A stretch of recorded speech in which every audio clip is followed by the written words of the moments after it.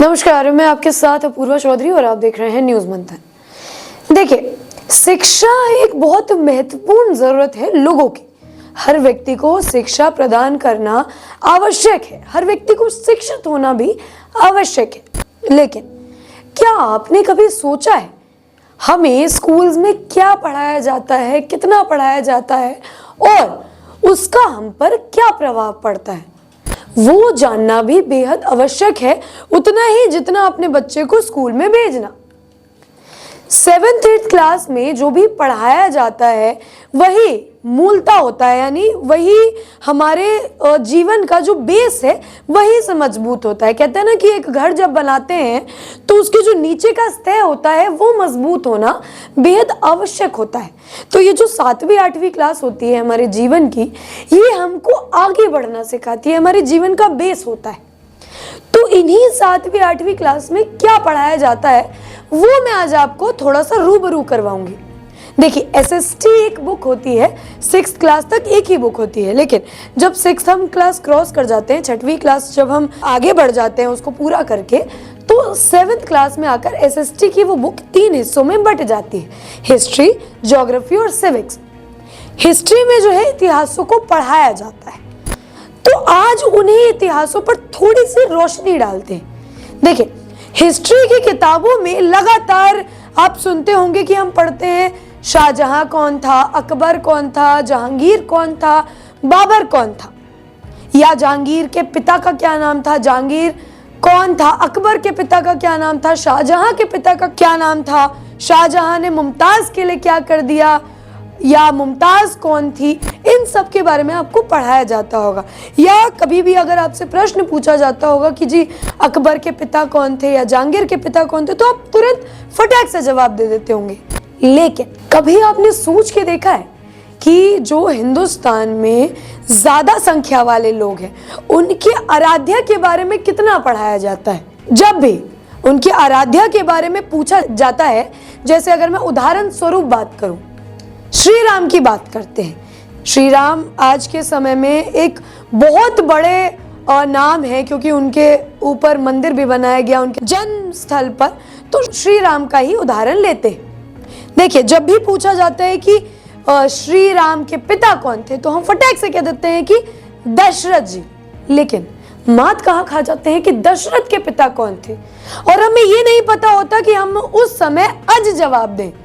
जी हाँ, दशरथ जी के पिता का नाम अज था, लेकिन हम मात खा जाते हैं क्योंकि किताबों में पढ़ाया ही नहीं गया है। कभी पढ़ाया बस क्या गया है, शाहजहां के पिता का नाम, अकबर के पिता का नाम, जहांगीर के पिता का नाम।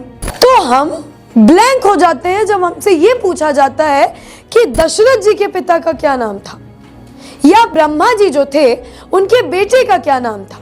कभी आपने सोच के देखा है कि ऐसा क्यों होता है? एक और उदाहरण मैं देती हूँ। एक अवसर पर पढ़ते हैं कि खूब लड़ी मर्दानी वो तो झांसी वाली रानी थी, लेकिन क्या उस झांसी की रानी के माता पिता का नाम देश याद रखता है? वो माता पिता जिन्होंने मणिकर्णिका तांबे, यानी आप और हम जिसको रानी लक्ष्मीबाई के नाम से जानते हैं, वो उनको जन्म दिया, नहीं जानते या नहीं याद रखते। क्यों? क्योंकि किताबों में बस एक पन्ने में इनकी कहानी शुरू होती है और उसी पन्ने में रानी लक्ष्मीबाई की कहानी खत्म हो जाती है। बल्कि काफी सारे नाम तो ऐसे हैं जिनका जिक्र किताबों के उस कोरे पन्ने पर होता ही नहीं है, जैसे राम प्रसाद बिस्मिल, जैसे नाना साहेब। ये दोनों वो शख्स हैं जिन्होंने हमारे देश को आजाद करने में अपना एक योगदान दिया था, लेकिन हमको इनके नाम ही नहीं पता होंगे। इनके जैसे बहुत हैं, लेकिन क्यों हमें उनका नाम नहीं पता होता? अकबर और बाबर तो महान बता दिए गए हैं, लेकिन निडर भगत सिंह को एक पन्ने में क्यों बताकर खत्म कर दिया गया? क्यों हमें सिर्फ भगत सिंह के बारे में एक चीज पता होती है कि छोटी सी उम्र में भगत सिंह ने फांसी लगा ली? ऐसा क्यों है? अकबर बाबर जैसे शासकों के बारे में तो कई अनगिनत चैप्टर्स मौजूद हैं। छोटी छोटी क्लास की अगर आप किताबें उठाकर देखेंगे हिस्ट्री के, तो एक चैप्टर अकबर के बारे में, एक चैप्टर बाबर काल के बारे में। लेकिन क्या क्या उन लोगों के बारे में एक पेज से ज्यादा जिक्र है जिन्होंने वाकई में देश के लिए महान काम किए हैं, या जिनका जो राज था, जैसे रामायण काल था या महाभारत काल था, उनको लेकर भी कोई चैप्टर बनाए गए हों?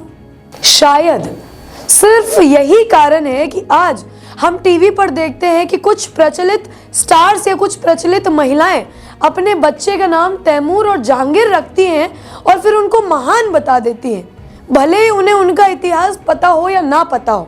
शायद कहीं ना कहीं ये भी कारण है कि हमारे किताबों में क्या पढ़ाया जाता है। खैर, ये मुद्दे अक्सर बात करने वाले होते हैं, लेकिन हम इनको नजरअंदाज कर देते हैं। बदलाव कहीं ना कहीं से शुरू करना बहुत आवश्यक है। तो आप भी पढ़िए और आपके जो जान पहचान वाले हैं उनको भी एक बार अवगत कराइए कि बेशक अकबर और बाबर महान हो सकते हैं, लेकिन भगत सिंह, रानी लक्ष्मीबाई के अलावा भी बहुत ऐसे किरदार थे या बहुत ऐसे व्यक्ति थे जिनको जानना आवश्यक है। बहरहाल अभी के लिए इजाजत लेना चाहूंगी। अगली बार ऐसे ही कुछ व्यक्ति के नाम, कुछ व्यक्ति की जीवनी आपके पास लेकर आऊंगी और आपको बताऊंगी कि सही मायने में कौन महान था।